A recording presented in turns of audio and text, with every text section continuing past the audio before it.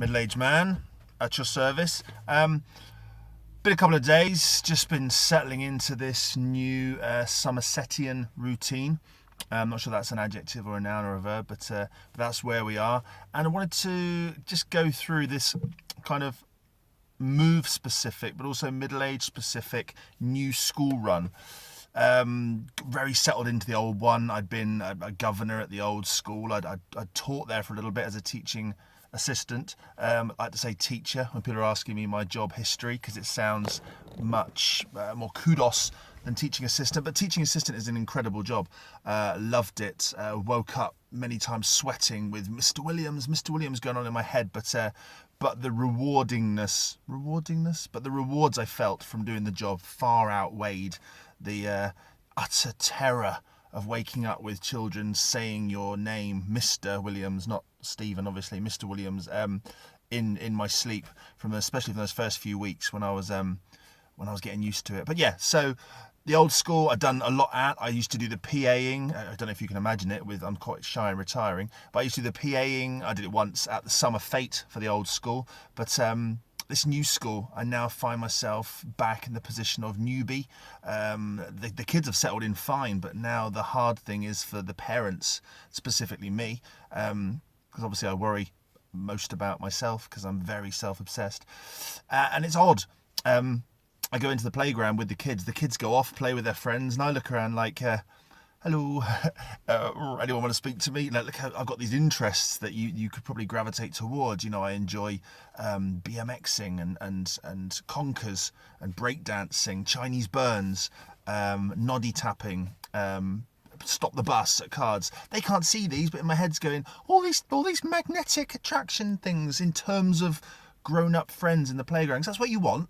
As a middle-aged person and parent, you want to go into the playground, sort of be like, morning, yeah, all right, yes, you. Ooh, you're a crazy guy. Oh, I saw you at the weekend. Blimey, we were in the park and just walking around with dogs. We were doing the business, and you know, just that middle-aged camaraderie between people. I haven't got that at the moment. I walk in, they look at me like, who's that? Who's that? He's odd. He's wearing shorts. It's summer. Why's he wearing flip-flops? And then the next day he'll come in, why is he wearing a suit? Does he work here? Is he on parole?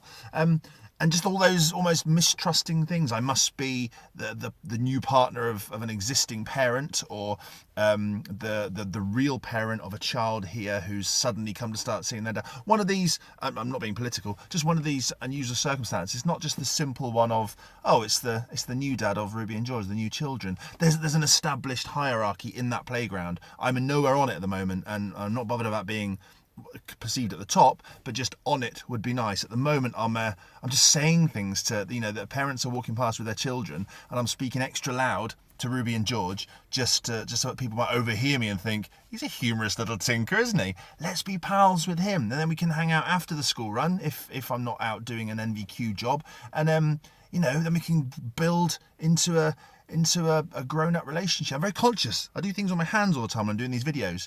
For some reason, I sit here thinking I should do milk, lemonade, round the corner chocolates made. I'm not doing the actual demonstrative moves because this is child-friendly, but I think we all know from the from late 70s, early 80s school what the round the corner chocolates made is referring to. And it was hilarious. We'd play horror top trumps, and then when we got bored of top trumps, we'd play shove, penny, shove picky, shove. I don't know whether it's shove, penny, shove or shove, picky, shove. It was shove something, shove.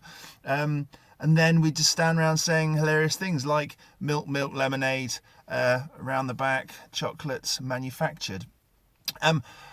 So yeah, the school run is proving very not difficult, very unusual and confusing in the new school, in that my brain can't work out why I haven't got the same standing as in the previous school, and I'm almost hoping I can. Maybe I should wear the tie more often so they think he's suited and booted. Maybe he pulls a couple of strings at the school, or we'll be friends with him, and he can open doors for us. I don't know. We went to the disco. The first week the kids have been at the new school, there was the Halloween disco, incredibly early, so early that even the children were like, we're not wearing fancy dress, it's not Halloween for ages, like about 10 days. A couple of them had like a witch, like I'm a witch written or something on there, and so there's that kind of confusion. But there was a half an hour queue. I mean, this new school is very similar in size to the old school, but at the old school, where I was often on the door, because they wanted to make use of buff cake. I was on the door to actually stare harshly at the out of order 8-year-olds.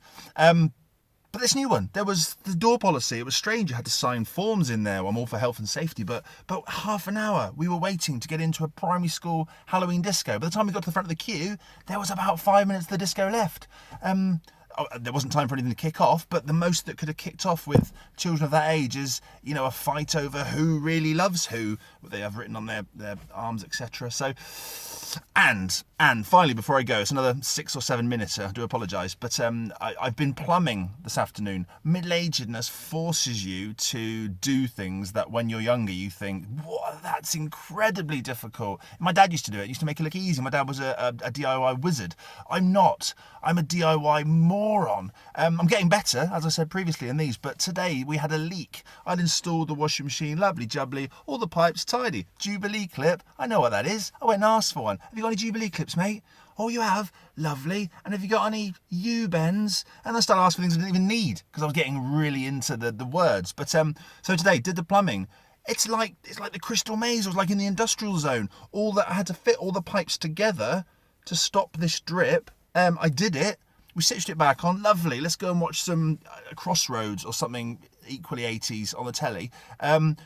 And then it started doing the draining bit at the end, and it's still leaking. This magical, mystical water can still find its way out. I don't know. So rather than fix it, I piled towels. Michelle piled a bowl. We caught all the water. It's kind of fixed, but my middle-age, I'm going to go home in a minute. And my middle-aged desire is to fix this leak. It's become more important than anything. We've got a new dog. I don't care about the dog. I need to fix this tiny leak. And when I do, I expect massive gratitude from the family. This is my place in the family. I'm breadwinner. I am plumbing genius. And at the moment, I'm not. I'm breadwinner. I don't win much bread, but I win a couple of discounted rolls worth of supermarket bread in terms of money, if that makes sense. Was that a nice analogy?